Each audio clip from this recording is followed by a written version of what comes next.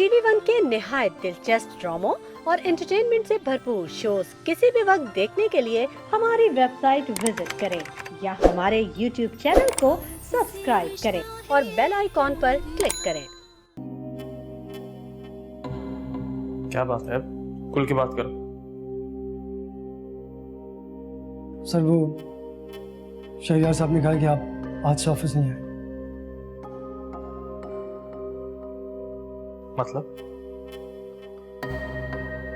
मतलब ये कि आपको ऑफिस आने से बिल्कुल मना कर दिया है।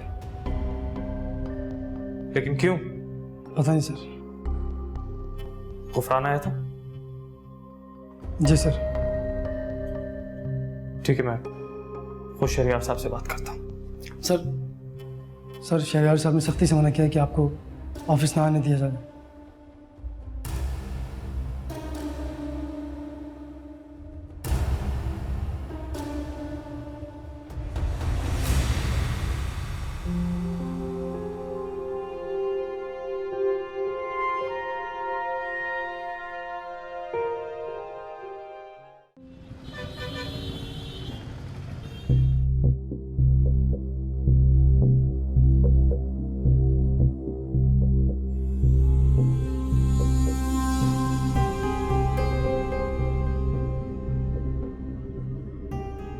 हेलो।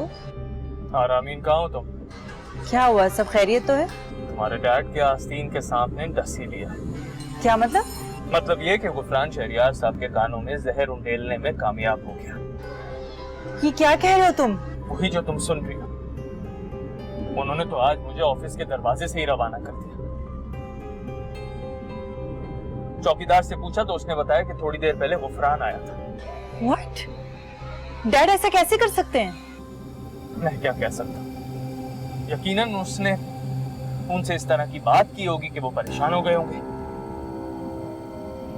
वो मुझे थ्रेट कर रहा था रामीन कि मुझे बहुत जल्द बर्बाद कर देगा, मुझसे मेरा सब कुछ छीन लेगा और मुझे शहरियार अंकल की नजरों में गिरा देगा। तो फैसल तुमने ये बात डैड से क्यों नहीं कही? क्योंकि मुझे यकीन था कि मेरे इतना सब कुछ करने के बाद वो मुझ पे भरोसा करेंगे। लेकिन उन्होंने तो, अब क्या कहूं मैं? ठीक है, तुम परेशान मत हो, मैं डैड से बात करती हूँ। वो ऐसा कैसे कर सकते हैं? कोई फायदा नहीं है, अब तीर निकल चुका है और उन्होंने गुफरान की बात पर यकीन कर लिया। तभी तो मुझे ऑफिस के अंदर तक नहीं आने दिया। उनके मना करने से क्या होता है?